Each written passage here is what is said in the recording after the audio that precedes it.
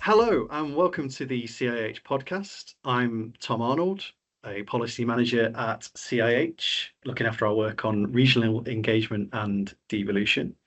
In today's episode, we reflect on the changes that regional devolution over the last decade or so has brought to how housing is planned and delivered in England. Next year will mark a decade since the election of the first elected metro mayors in England, including Andy Burnham in Greater Manchester. Whatever happened to him? Since then, various pieces of legislation have provided mayors and combined authorities with more powers and responsibilities over housing delivery. Most recently, the English Devolution and Community Empowerment Act and the Planning and Infrastructure Act sees mayors across England provided with a swathe of new planning powers, similar to those held by the Mayor of London over the last couple of decades. And we'll also see the return of strategic regional planning in England with the development of spatial development strategies. With me to discuss these issues and many more at a crucial time for devolution in England, I'm delighted to be joined by two experts who are very well placed to discuss the current state of play and its impact on a housing policy landscape. Leo Pollak is Head of Policy and Planning at West Midlands Combined Authority and leads on the development of their spatial development strategy. Hello, Leo. Hello, nice to join you. Catriona Riddell is Director of the Planning Consultancy, Catriona Riddell and Associates. She is one of the UK's leading experts on strategic planning and advised the government on the new system of spatial development strategies, which we'll talk a little bit about today. Hello, Catriona. Hi, Tom. Thanks both for joining us. So I'll kick off with you, Leo, if that's okay. In the West Midlands, you've had a combined authority now for just over a decade. What has that meant for the delivery of new, affordable and social housing? Well, there are glass half full and glass half empty answers to that question. I think it's worth sort of setting out a bit of our context from when we began as a combined authority in 2016. It was formed on the basis that there would not be any involvement in strategic planning at that point in time. But was very much involved also in economic development, in unlocking key regeneration sites, and really kind of doubling down on brownfield opportunities throughout the region. What we have been able to oversee is a lot of housing grant programs, mostly supporting viability of schemes to try and make them happen. Our previous Conservative mayor had a policy to aspire to 20% affordable housing for all schemes that we were supporting, based on a kind of living rent income linked definition of affordability. And we've achieved actually far above 20% for the projects that have been supported through the CA.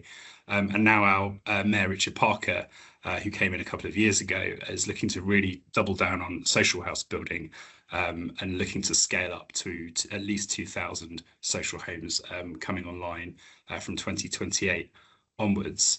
But I think fair to say that looking at the wider picture, we have 75,000 households on our combined council homes waiting lists. These are demand managed waiting lists as well. So in many ways, the tip of the iceberg, over 7,000 families in temporary accommodation, including 15,000 children. PRS affordability worsening every year. So we're very much looking to the next phase of devolution to see how we can go a lot further in making sure that we're meeting people's housing needs. Great, thanks, Leo. And I suppose one of the big changes that we've seen, particularly over the last couple of years of this government, but over the decade or so of devolution in England as well as in the planning system, Catriona. And what can you tell us a little bit about the changes that you've seen over the last decade of devolution in the planning system, and how does this compare to kind of previous forms of regional devolution, for example, under the new Labour government? Yeah, I think the big change is that there's no choice now. So all devolved authorities, all parts of England will have to prepare a new strategic plan, which is a spatial development strategy, which effectively replaces what we had. It's a different model to regional spatial strategies in a different geography, but it brings back that two-tier plan system. It's been voluntary up until now, largely within the devolved system. So, for example, Andy Burnham did have a choice to prepare a spatial development strategy. It was written into the legislation of Greater Manchester, but the choice was, or the decision was, that the local authorities themselves would prepare the Greater Manchester Spatial Framework, or Places for People as it's called now. Now, that was done by the local authorities. Andy Burnham and the sort of mayoral combined authority had a loose sort of role in that, but ultimately decision making was made by local authorities. So, for example, all individual local authorities involved in that had to make the decision. They had to individually adopt that strategy. So Stockport at the last minute pulled out of that, which meant everything in Stockport disappeared out of that framework. Whereas Steve Rotherham, next door to Greater Manchester, chose to implement the legislation around spatial development strategies, and the Liverpool City region have been taking forward the development of a spatial development strategy. And that's important, because one of the things we've had since regional spatial strategies disappeared is all the risk has been sat with individual local authorities. So the political risk around decisions around planning and housing, all the technical risks, and all the financial risks. And we've now got less than 25% local plans up to date, and we have a plan-led system. So investor confidence, bringing back investor confidence in what we do in England, is absolutely critical. And when we first started having conversations with Matthew Pennycook around this in opposition, that was the role of SDSs. What he wanted out of this was to start de-risking the planning system and actually making sure that we had that plan-led system, bringing more confidence for communities, bringing more confidence for local authorities, investors, developers, etc.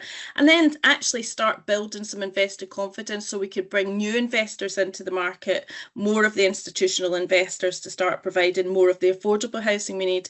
So that's been, I think, the journey over the last sort of 10 years since the demise 15 years or so ago of regional spatial strategies and the evolution of devolution. It's been a mixed bag because it's not been a mandatory role of the mayoral system. It is now. So I think we will start seeing things progress quite differently in future. And as we talk here, Catriona, we're in sort of mid-July 2026. Potentially, or very likely, a new Prime Minister will be coming into number 10 soon, with devolution at the heart of his agenda. Where do you see spatial development strategies sitting within that agenda? What are kind of the main benefits of it in delivering some of the things that he was talking about in his speech in Manchester a couple of weeks ago around a council housing revolution and more social and affordable housing and more powers for mayors across England? So the biggest difference, in my view, is that we have, again, for the last sort of 15 years, had planning by numbers. So it has been all about housing numbers. It's not been about quality. It's not been about type. It's not been about affordable housing, really.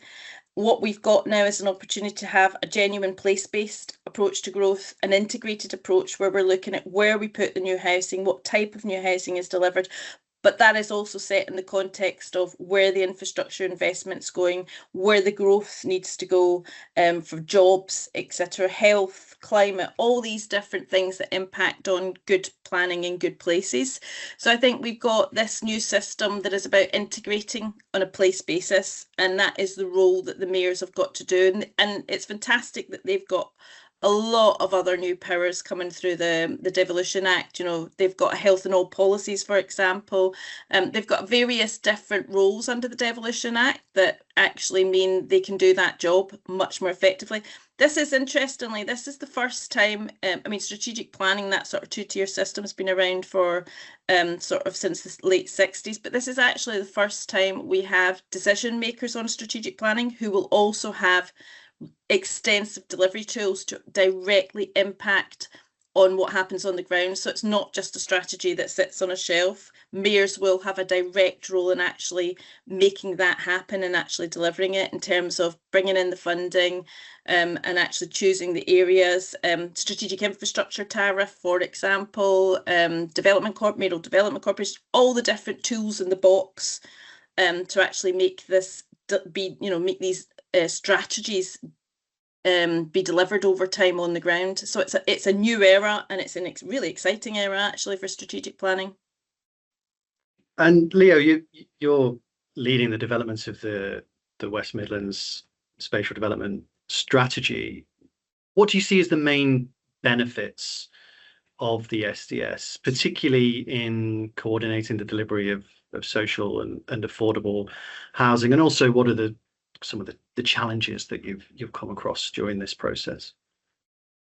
Well, I'm very aware I'm answering this question in front of Catriona, who's done so much to bring about making SDSs a reality. So big hat tip there. It finally enables the West Midlands to be properly vision-led in land use policy and not just reacting to what the market's willing to bring forward in given areas, or the many, many veto points that have been placed throughout the planning system at every turn. And for us, we have an incredibly ambitious growth plan, an industrial strategy that will unlock huge opportunities in many places across the region, and really kind of double down on some important priority sectors. And we will give full spatial expression to those aspirations. Like, West Midlands is sort of the industrial powerhouse of Britain and historically the world. So we have the opportunity to, in some ways, turn the tide against what we've seen in the West Midlands since the Distribution of Industry Act after the post-war period, where the industrial and economic ambitions of the region have been thwarted in many ways.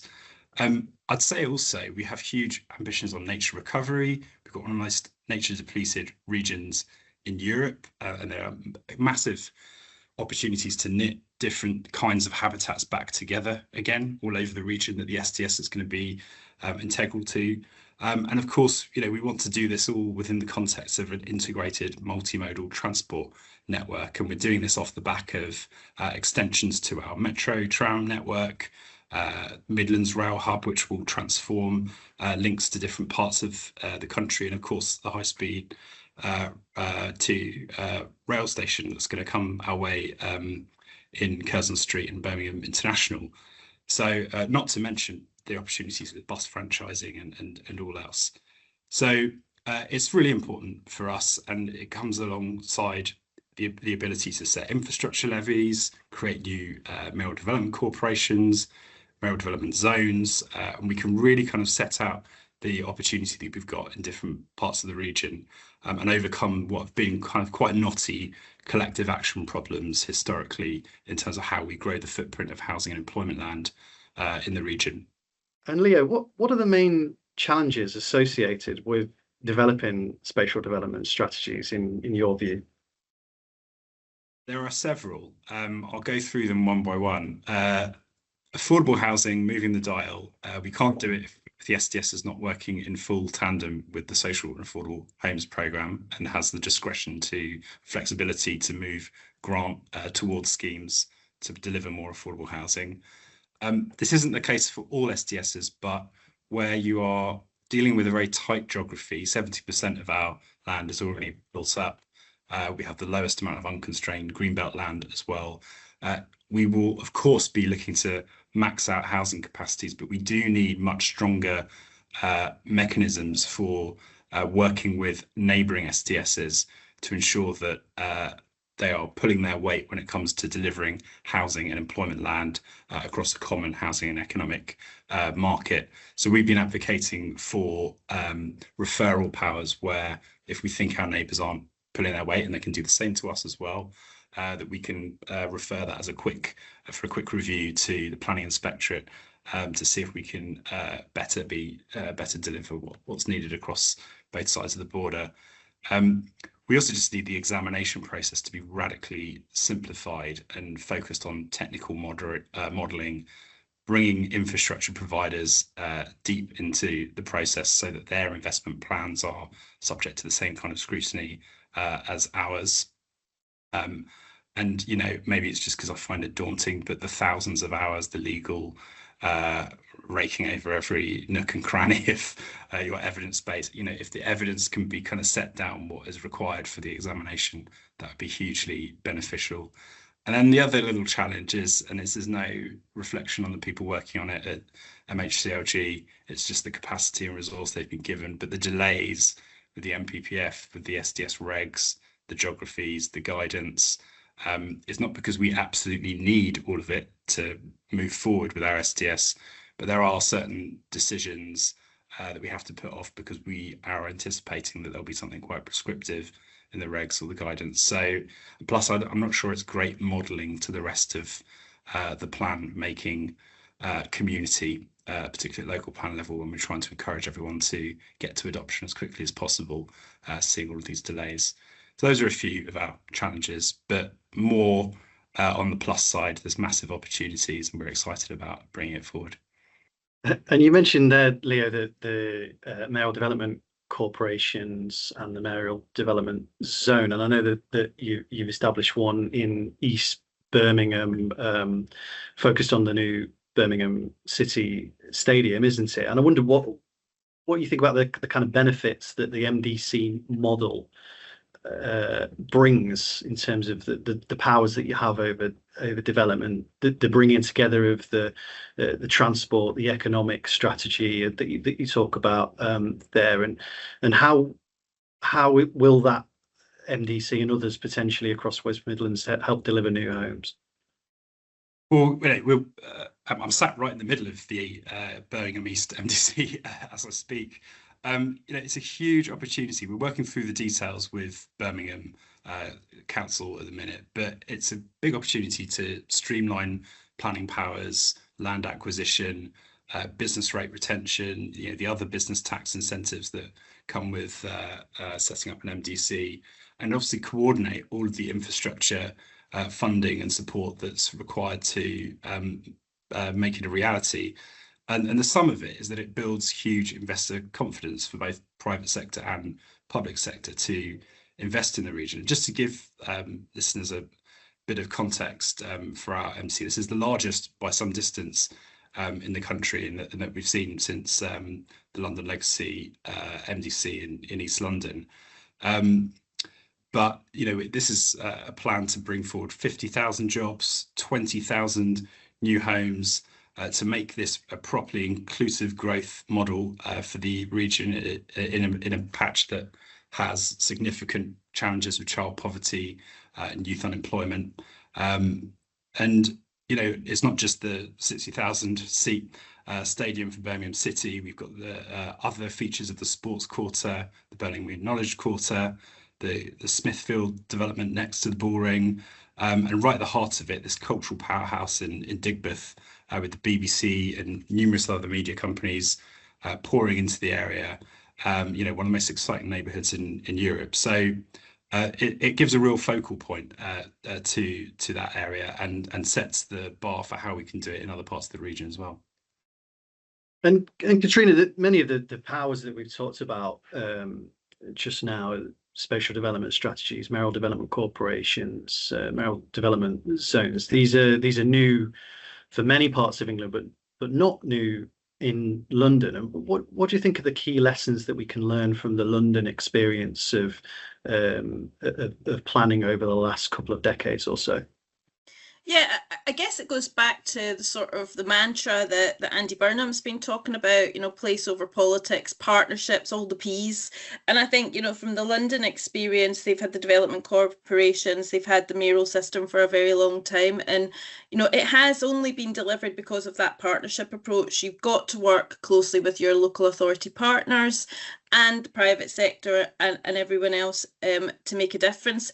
But I guess it's back to what Leo said about this being vision-led. These are SDSs are supposed to be, I call them spatial investment frameworks because that's the job they have to do. But they're going to be 25 plus years. They are supposed to be transformational. Therefore, we have the real opportunity to reimagine what places look like and at the same time the delivery tools to help that happen. But it can't be done, as we know from London, just through a mayoral model or through the local authorities. It has to be a really strong partnership, and it also has to be a long-term partnership. It's not just about the development, it's making it work over time. And again, just these communities, if we are creating new communities, they don't happen just with the bricks and mortar, they happen because of the people that live there. And again, that comes back to the type of housing you promote in these areas, or you help build. And it's interesting, we're seeing some of the areas in the north. There's a big debate in London at the moment, as you'll be aware, around viability and not being able to build anything in London because everything feels unviable. Yet in the north of the country and in the Midlands, we are seeing real transformation because of the partnership approach. We're seeing sites that haven't been viable for decades suddenly becoming viable because the mayor's putting in funding, and we've got a lot more flexibility around what mayors can spend the money on now. We're seeing Homes England putting in money. We're seeing institutional investors, the big pension companies, topping it up. So because not one of these will solve this problem on their own. So that word partnership, I think, from the experience in London, and I suspect in what's happening in the West Midlands, is essential. So we've got to really get over some of the politics of this. I've recently done some work in Glasgow City region, and it's interesting how they have kept their vision going over 10 years of what they want to do for Glasgow City region. And the politics has changed. There's been different politicians with different parties involved, but they've stuck with that vision because that is the core. That is what they all wanted to do. That is how they all wanted to transform their area. And that vision bit of this is just, whether you're talking about a mayoral vision or an SDS vision or whatever, that sort of telling people where we're wanting to go to and how we're going to get there is what we've got to do. We've got to be good at storytelling. Could you expand a little bit on that, Leo? The partnerships model in the West Midlands, thinking about how you work with, mentioned earlier, institutional investors, Homes England, the housing partnership, local authorities. It's called a combined authority for a reason, isn't it? You have to coordinate all these different resources from different parts of the city region. Tell us a little bit more about how that work has developed over the last decade or so. The whole thing is a big coordination job of not just local authorities, combined authorities, developers, community groups, other key agencies, Homes England, Natural England. I could go on and on and on. But at the heart of it is bringing all the key people together and creating plans together and making sure that investment priorities are aligned around the same objectives and around the same places. So that's really what has come about over the past 10 years in the West Midlands. And we're seeing the fruits of that already. There are cranes up everywhere across Birmingham. It's quite different actually to down in London at the minute. So that's the model that we have, but it could go a lot further because as we know, that Andy Benham has been talking about, there are still many ways in which central government hoards a lot of power and resources, and the effects of coordinating different infrastructure types and different key partners and stakeholders to unlock opportunities isn't fully realised. So I feel like we're halfway there, but it's been a good start. I think that's also, if I can just jump in there, on the skills within these devolved authorities. So they are all operating in an incredibly complex environment, and some of them are also dealing with things like local government restructuring. So the partners will change, etc. And actually having really good project management skills within these organisations that can actually help bring all these and partnership skills, really strong partnership skills, are two of the most essential skills in a strategic planning team. They've got to be good at bringing partners together. They've got to be good at having the same language. Language is another big issue, is a barrier. Planners talk jargon. Every profession has its jargon. So we've got to bring people in that can have a conversation with all the different partners and they all understand what they're talking about. And we also have to have really good people that understand all the complexities in terms of structure, governance, partners, funding, all that sort of thing. These are new skills, and actually they're not that. I don't think there's an awful lot of people in local government that would do this as well. And let's remember the GLA and the mayoral model, that's what, 26, 27 years old. So they've had years to build up capacity and skills to do that sort of thing. Even the existing mayoral combined authorities that have been around for 10 years haven't had to do a huge amount of this stuff until more recently. Thanks. Yeah, and I think that leads us nicely into thinking about where we are in this devolution journey. As I said at the top, it's a couple of weeks since Andy Burnham gave a big speech, in which devolution and housing featured heavily. So I wondered if we could speculate a little about what comes next, I suppose, in this journey. So we're going to be 10 years next year since the election of the first metro mayors in England. As we've talked about, a range of new powers and responsibilities for mayors and strategic authorities. If I could come to you first, Catriona, from a strategic planning perspective in particular, are there any additional powers and responsibilities that you think might assist with the delivery of new homes? And are there any concerns about the current direction of travel? Anything you might change? Yeah, I mean, we are still very much at the beginning of this journey, and we haven't even got the secondary legislation in place, and in some places we don't even know what the geography is for this. And I think there's an important point is that we also don't have devolved structures to manage strategic planning for large parts of England yet. It's interesting listening to Andy Burnham talking about that he will continue to implement the government's manifesto, the Labour Party's manifesto, pre-election manifesto. Local government restructuring didn't appear in that. As my understanding, local government restructuring emerged later through the devolution white paper. And I think that might be something that Andy Burnham might have to look at again, because it's really messy. So it's stopping proper planning reform. It's stopping local authorities getting their local plans in place. And actually, that back to that investor confidence, which we've both been talking about, if we're going to build, we can't deliver the new homes just by the private sector. Developers already pay an awful lot through contributions. We certainly don't have the money from a public sector perspective. And, if I jump into Brexit, we don't have access to the European funding for infrastructure and things like that we used to have. So we have to find a different investment model to build the houses we need. Part of the answer will be that flexibility around mayoral funding. And I think Andy Burnham may end up looking at business rates and various other different funding mechanisms for mayoral strategic authorities, which will bring more funding in to be able to use to deliver the housing.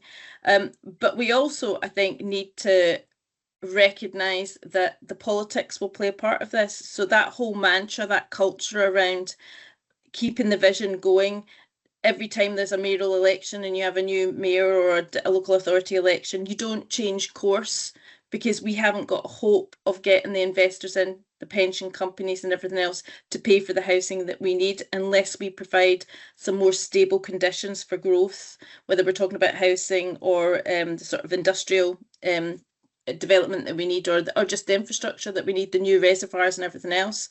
So I think what we need to do is find a way, and I don't think it's legislation, I don't think it's policy, I think it's leadership, political leadership, and that word partnership at all scales. I think we need to find a way of sort of trying to stabilise these conditions a little bit more, so that we do have that different investment model, because we can't deliver what we need to deliver unless we have that. And Leo, listening to Andy Burnham a couple of weeks ago from your base in the West Midlands, and thinking about all the work that you've already done in the combined authority as one of the established mayoral strategic authorities, what kind of new powers, responsibilities would you like to see at that level, or how would you like to see the existing powers and responsibilities used potentially in different ways? That's a how long's a piece of string sort of question. The ambition and the policy direction seemed pretty clear from what I was hearing in terms of scaling up council house building to a level we hadn't seen since the post-war period. The need to go much further in driving powers and resources down to mayoral, regional level. For us, we certainly look at the role of Homes England, who've been good partners with us over the past few years, but we certainly think that the funding powers they have, the land assembly powers they have, particularly their oversight of the social and affordable homes programme, could benefit hugely from being much more tightly integrated with the work of the Combined Authority, particularly with the SDS, because one of my biggest headaches is how do we move the dial on affordable housing through spatial planning policy if we haven't got that integration with the key grant programmes. So I'd say that's one key thing and something we're semi-expecting, wait and see. There's also just the actual scope and timing of the social and affordable homes programme. 39 billion pledged nationally, of which there was an indicative allocation of 1.7 billion for the West Midlands. So though that was sort of backloaded from sort of 2029 onwards, I think to see that front loaded, if we were going to be serious about that scale of social house building, council house building, is going to be essential. Everyone in housing knows that planning reform is a very important, but not the sole factor for unlocking solutions to the housing crisis. So I think for us, a really big focus on construction skills, construction capacity, and crucially control over 16 to 18 year old skills development is going to be a really big one. We've got the health duty coming along, and there's huge opportunities to integrate that with what we do with the SDS. And crucially, fiscal devolution is the one that kind of looms largest. If we can have more control over taxes that are raised within the West Midlands, and we can work out some kind of equalisation principle, a Barnett formula for the regions that works, that's going to be a game changer, because it will mean more resource coming in to better bring forward investment and housing that meets real world needs on a scale and a focus that we're just not able to do at the minute.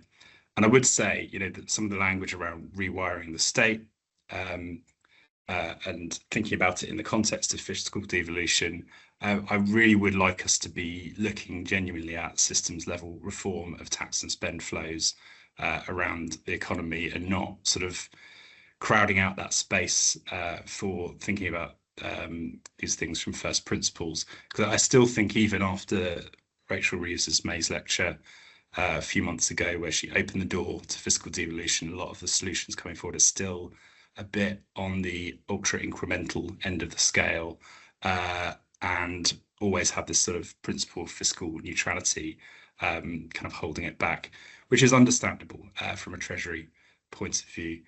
But if we're going to see these powers and resources and strategies genuinely pushed down to the regions, I think we can go a lot further in our ambitions for our residents in the West Midlands. I feel like we might need to return in a future episode of the podcast to fiscal devolution, because there's so many things that we can talk about there, and land value capture and the rest of it. I wanted to ask one final question to you both. Also, again, kind of reflecting back on the Burnham speech. He talked about the biggest building program of council housing or social housing since the post-war era, and as we've talked about today, devolution is the thread that kind of runs through that as well. So if I could go to you first, Catriona, I'd like to ask you both, what's the biggest barrier to that happening now? What does an incoming Burnham administration need to do in those first 100 days to unlock that ambition? So I'm a massive fan of local government restructuring. I don't really, I think the sort of two-tier system doesn't work anymore. but I think it's something that needs to come a little bit later. If you're going to build new councils, you need the councils in place to do it. And we've got a lot of councils that have got their own housing companies and have got a lot of experience in this. So we need to keep them.